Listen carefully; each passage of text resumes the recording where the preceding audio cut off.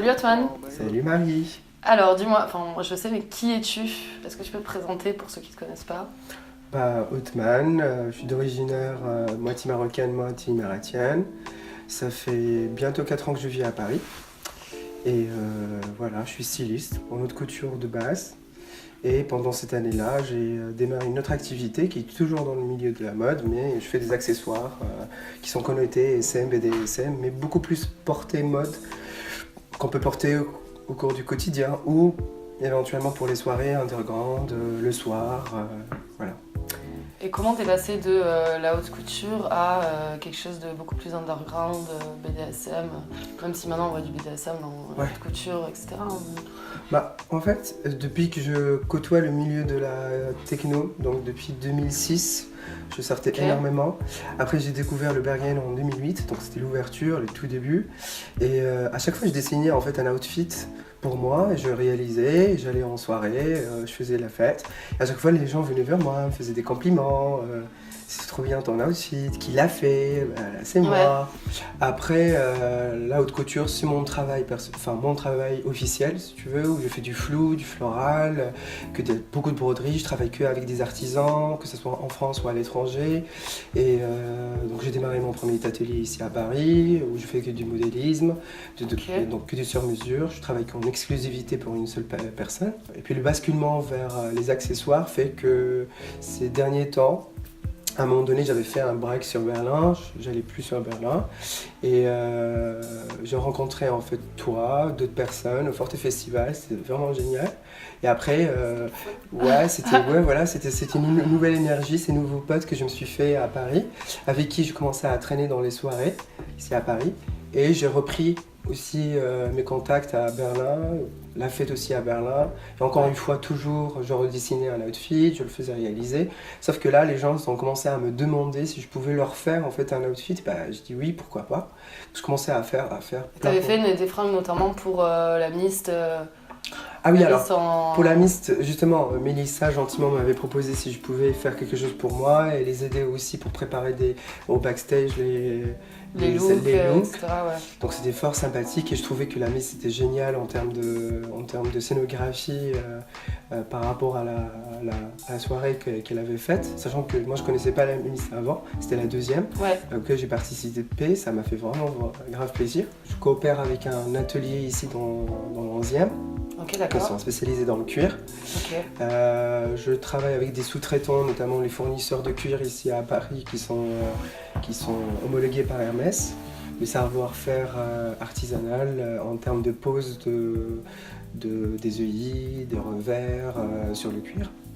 Et en achetant aussi mes produits en Italie, donc tout ce qui est palladium, laiton chromé. Donc j'essaie de donner aussi une espèce de qualité par rapport à un collier qu'on peut porter, que tout en prenant en compte quand on est en soirée, etc. Il y a de l'eau, on transpire, il y a l'humidité, etc. Et que les produits finissent par périr un jour ou l'autre, et vite fait. Donc là, j'opte avec une gamme un peu plus étendue et beaucoup plus qualitative. Et je crée en fait toutes mes collections chez moi, ici. Et après, je réalise. Et maintenant, j'ai déposé un brevet de créa, qui permet en fait de protéger quand même mes idées. Et j'ai lancé ma boîte et là ça commence.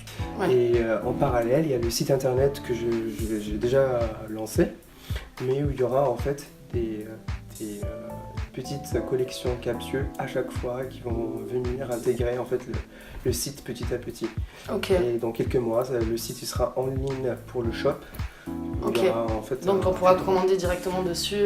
Alors, commander oui, sachant que je pars pas du tout sur l'esprit du stockage. C'est du sur-mesure et j'aime bien garder le côté face-to-face.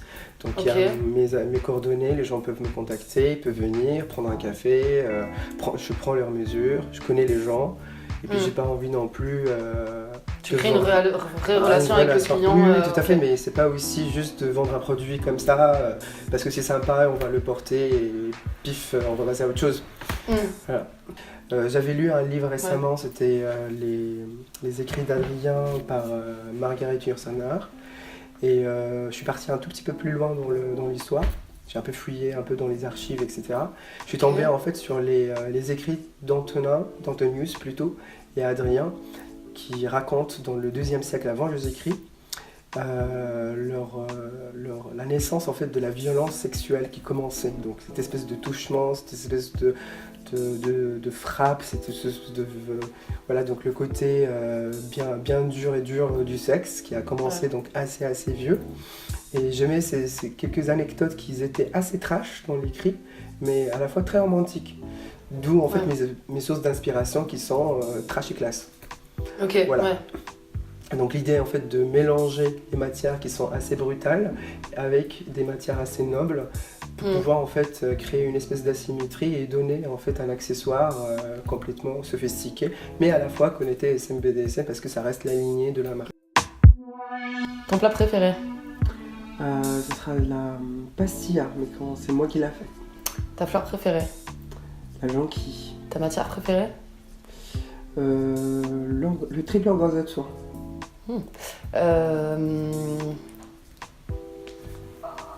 Ton club préféré? Bergen. Forcément. Ta position sexuelle préférée? Oula. Compliqué. Compliqué. Je sais pas. J'en ai pas une seule. T'en as plein? Oui, j'en ai plein. Il y en a eu 5 là, non? Ouais. C'est bon? Ouais. Bah ouais. Ok. Mais j'ai bugué sur une.